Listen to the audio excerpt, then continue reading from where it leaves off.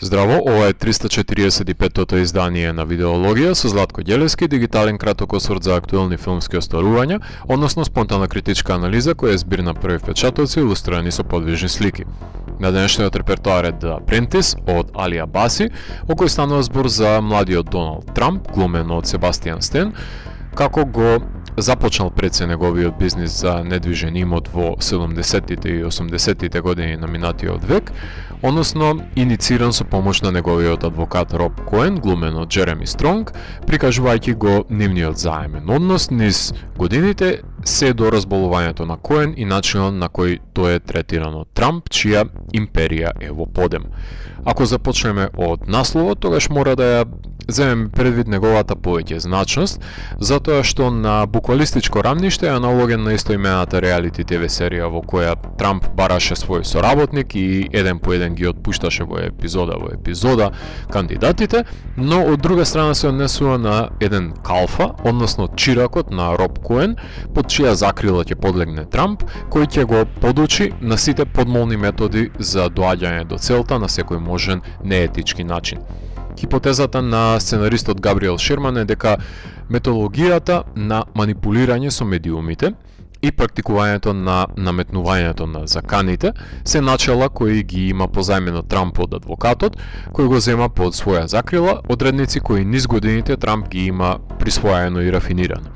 И да не беше политичарот во прашање, делото би функционирало на рамниште на млад и полетен бизнисмен, кој сака да биде сватен сериозно од светот на тајкуните и кога ќе добие пристап во нивниот свет на баханали и декаденција, колку и да е објектен на прв поглед за него, дозволува да потпадне под негово влијание и да настане недоброволната промена на своето суштествување, подсвесно попримајќи ги непожелните карактеристики на овој аморален свет како свое настроение. Ќе си земам за право за момент да се послужам со диалектиката на Хегел за соодносот на господарот и подчинетиот, односно на Роб Коен во таа условно кажано менторска позиција, кој му ги пренесува тајните на занаетот на уцената на подредениот чирак Доналд Трамп, кој ги проголтува неговите механизми, збор по збор, и ги пресликува кога ќе ја вкуси стекнатата моќ, преземајќи ја дури и мантрата на корупцијата, односно трите правила на Коен за постојано напаѓање, непризнавање, негирањето на поразот и држењето до представата за победата, кои во епилогот на делото станува Трампов модус операнти, комплетирајќи го заемниот однос во кој подчинетиот станува владетел, односно ученикот егоманијак, го надминува учителот Мефистофел. Јадрото на филмот се базира токму на пријателската корелација помеѓу Трамп и Коен, динамичната промена на моќта помеѓу подемот и падот, односно желбата за пробивање од анонимус до звезда, но не смее да биде незабележан агенсот на латентниот хомоеротски третман од Коен на Трамп, кој не само што не е возвратен, туку резолвира со едно отклонување, што ќе биде последната шајка во ковчегот на доктор Франкенштейн, кој го создаде своето чудовиште, кој го негира создателот, што е негов најголем иманентен пораз. Коен е исто така поим за себе спротивставување, односно подвижна контрадикција која живее два животи, еден во јавноста, представувајќи се како борец за правдата и прекорувач на хомосексуалците, а приватно е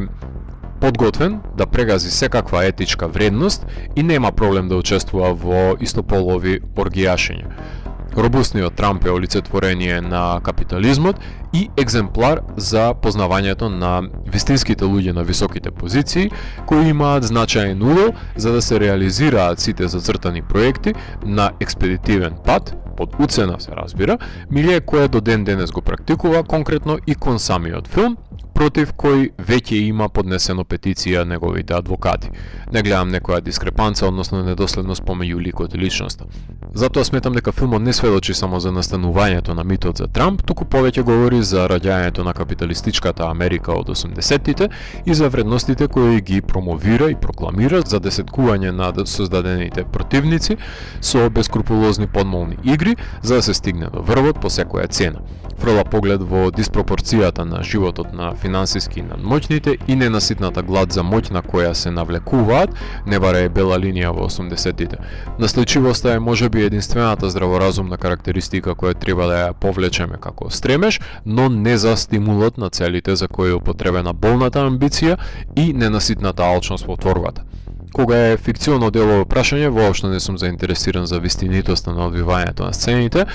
не станува збор за документарен филм, па затоа од филмот барам да прераскаже една убедлива приказна, која ќе го стави под лупа однесувањето на Трамп, на кое сме навикнати денес, но низ една призма на младото момче кое сака да се докаже пред својот татко, најпрвен, а потоа и пред целиот свет дека вреди, да го постави прашањето на што се темели пријателството во капиталистичкиот свет и на крај станува одраз на времето во кое се расширува епидемијата на СИДА и како таа влијае во соодносот на нарцисоидните пријатели кои го мразат секого, особено себе си. Ако го погледнам филмот низ визурата на суперхеројскиот жанр, сведочиме на раст на еден антихерој, но се избегнува замката на хуманизација по секоја цена, бидејќи во текот на филмот гледаме надоградување на таа фасада, непробивна заштита од емоционални предизвици од надворешниот свет, која би го попречила да дојде до врвот, создавајќи лик кој врти грб на неговиот ментор, кој го создаде да биде негова лика и прилика. Не смее да се занемари навредливиот однос на неговиот татко кон него и кон неговиот брат пилот, подеднако поценета професија од страна на Фред Трамп, но Доналд е доволно самоуверен да излезе од под неговата сенка и му докаже дека повеќе вреди од него, без разлика на подценувачките оквалификувања на расистичкиот татко. Пред неколку епизоди ја пофалив изvedбата на Стен во A Different Man, така што не чувствувам потреба да го повторувам славењето на неговата глумечка вештина за убедливото доловување на ликовите исто така тука, каде наместо да прави некаква пародизација на маниризмите на Трамп, тој копа во себе да ги најде нишките на зачнувањето на некои именители по кои е препознаен денешниот Трамп. Сосема со одвод е на изборот за одличната Марија Бакалова да биде Ивана Трамп, а верноста на таков маж кој ќе вкуси моќ секако дека е ставена во прашање. Джереми Стронг со неговиот агресивен пристап во почетокот на филмот до силуета на еден дух кој станува кон епилогот и тоа како успешно ја глуми десната рака на Трамп. Доколку сакате да погледнете како се обработува подемот на Трамп низ документаристичка призма, тогаш би ви го препорачал Unfit the Psychology of Donald Trump од Дан Партланд, каде подетално се разработува неговото стекнување на слава и моќ, кој ова година има уште едно дело кое со научен пристап на лажните информации и гладот на профит ја разработува проблематиката во #Untruth the Psychology of Trumpism, додека Ден Рид во неговиот Stopping the Steal се фокусираше на легалноста на председателските избори од 2020 година. Документарни филмови кои служат како памфлети за промовирање исклучиво на сјајните страни, не само на политичарите, туку и апологиите за артистите, воопшто не ги обработувам, затоа што избегнуваат поставување на прашањата на кои не сакаат да одговараат субјектите, така што од која страна и да доаѓа пропагандата, сметам дека е важно да се земат сите аргументи во прашање, без разлика на тоа што живееме во свет во кој многу лесно ги префаќаме само проекциите на реалностите, кои најмногу ни одговараат на детерминираното гледиште кое го имаме. Биографските филмови навикнати сме да ги гледаме откако починува некој политичар или јавна личност, односно откако се повлекува од својата јавна функција, па затоа ова дело е преседан кој се појавува за реизбран американски преседател кој одбива да го погледне филмот кој го дискредитира во старт. Причината за ова пролонгирано создавање на делата е временската дистанца, која овозможува да се оддалечиме од багажот на емоциите кои не врзуваат со периодизацијата и случувањата, нудејќи ни можност да ја погледнеме проблематиката од друг аспект низ нова призма. Покрај постојаниот композитор на делата на Абаси, Мартин Дирков, во изработката на музиката на филмот учествуваат и Дейвид Холмс и Брајан Ирвин, кои прават временска музичка капсула со синтвејв творбите, диско-фанк настроенијата, кои сами по себе одлично звучат и кога ќе се помешаат со клучните точки во соодносот на Коен и Трамп, даваат нова боја на таа релација, а како мегаломанијата расте кај протагонистот, така стануваат вињетите по-минималистички, красејќи ја неговата самотија и бескрупулозност, се занемарува ритмичноста на премето и стануваат поетерични, амбиентални, а нема човек кој може да одолее на километарското епско гитарско соло во епилогот.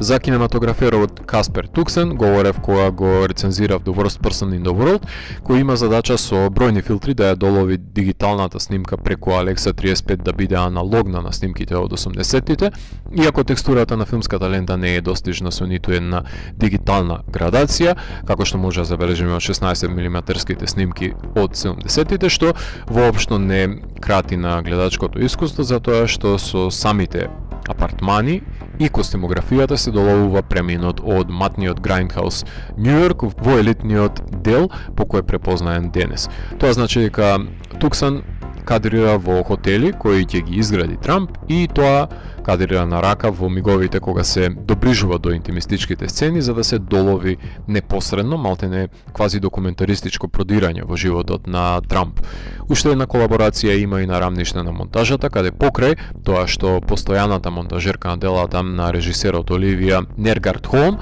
соработува со еден од најбараните скандинавски монтажери Оливија Буге Куте, кои со самиот чин што се подпираат на кратките кадри во почетокот на делото се дава до значење на полетноста на младиот Трамп кој е жеден за признание од цел свет, а кога е оставен сам со последиците на неговите одлуки, оставаат камерата продолжително да бара трошка човечност на лицето на Стен. Ова не е првиот филм на режисерот Али Абаси кој е селектиран и анализиран во видеологија. Во 2018 година го режираше Бордер, кога за прв пат го представи во емисијата, а по снимањето на Шели и Бордер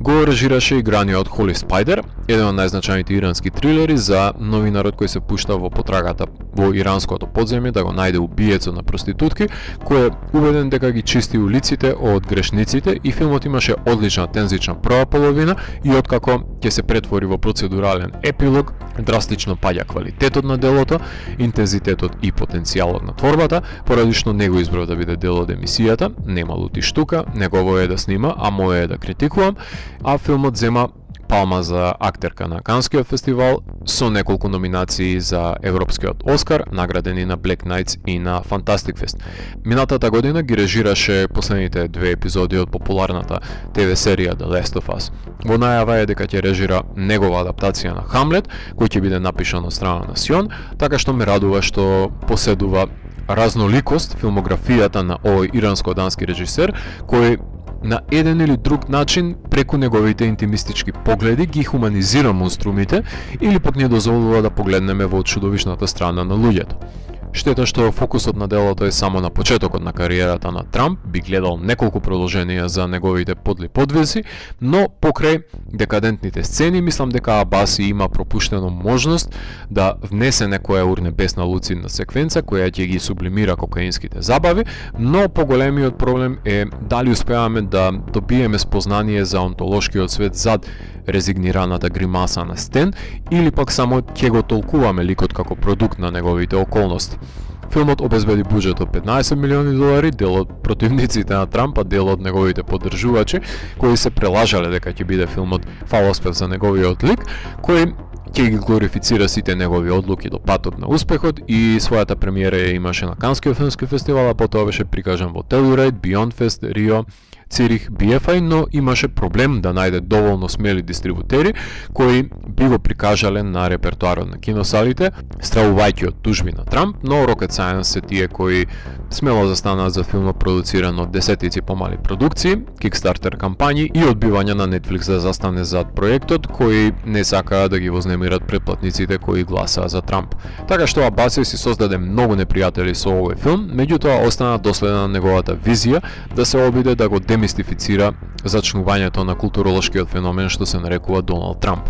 Биографски филм за иницирањето, односно подемот на империјата на Трамп, преземајќи ја доктрината за употреба на сите аморални средства за досегање по зацртаната цел, вкусувањето на моќта по цена на едно пријателство од интерес. Кралот на светот си изгради кула во која ќе може да ужива во раскошот и повремено ќе прострои низ мислите прашањето дали постапив правилно со мојот ментор. Ако морам да го еволуирам, тогаш The Apprentice од мене има 4 од 5. Доколку ви се допадна 345-тото издание на дигиталната архива Видеологија, лајкувајте го видеото, споделете го и следете го каналот. Посегнете и поснатите рецензии на виртуелната полица. Ви благодарам за вниманието. Pozdrav!